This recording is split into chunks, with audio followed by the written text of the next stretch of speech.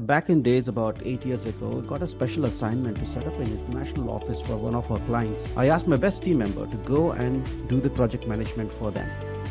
And after he made the analysis, he made a detailed plan, and then he overpromised on some of the timelines. And then, as the project progressed, we started slipping on the timelines and deliveries, and I got an escalation. It's very rare that we get escalations in our projects. So I went in personally to supervise what was happening.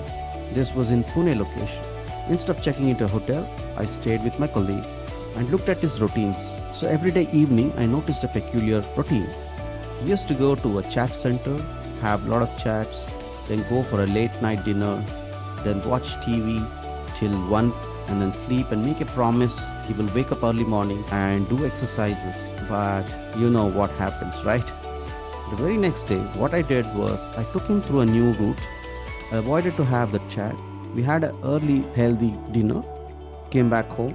We took off that cable channel and started discussing about our goals, missions, and then we slept by 10 p.m., woke up the next day naturally and did our exercises, went back to office.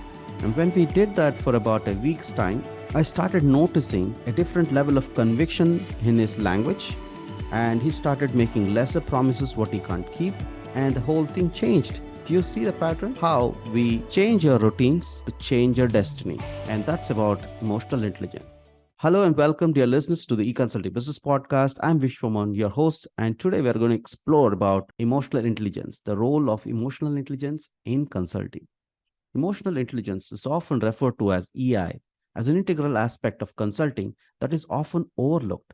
In today's episode, we'll unravel the crucial role of EI, what plays in the role of consulting world. As we saw in our small example, that when we overpromise, underdeliver, the root cause is not rooted in the processes or in project management. It's about our emotion.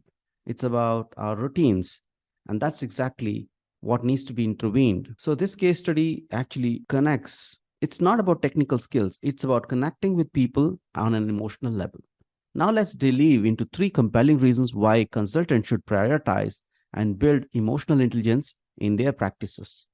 Reason number 1 is building resilience. In consulting, challenges and setbacks are inevitable. EI helps consultants build resilience, allowing them to bounce back from their adversity and stay focused on their delivering results. Reason number 2, trust and credibility. Clients want consultants that they can trust. EI fosters that trust by enhancing a better self-talk, communication, understanding, keeping to our commitment, and collaboration, which are all vital for building credibility. Reason number 3 is effective communication skills. Consulting often involves conveying complex ideas. EI equips consultants with the ability to communicate clearly and empathetically, ensuring that their message is well received.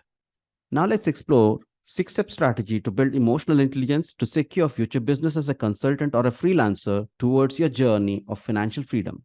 Ready? Step 1. Self-awareness. Start by understanding your emotions and how they impact your work. Recognize your strengths and areas for improvement. Step 2 is self-regulation.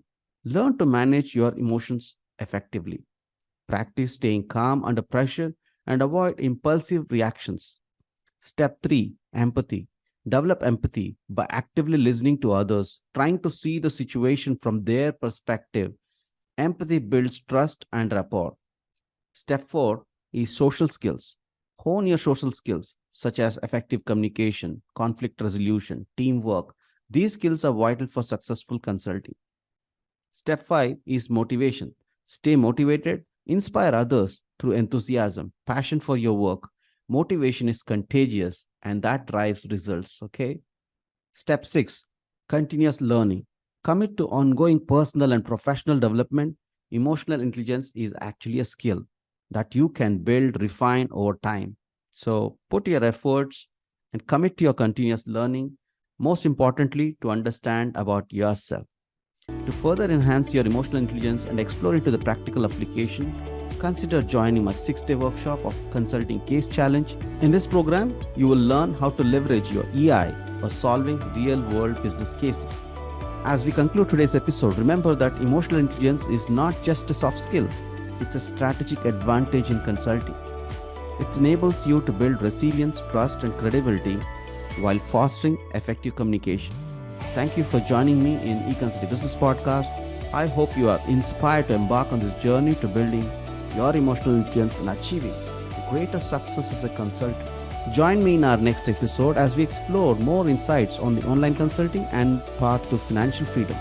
Until then, keep enhancing your EI, keep consulting with empathy, and keep making positive impact. Signing off, Vishwa Mohan. Take care and bye-bye.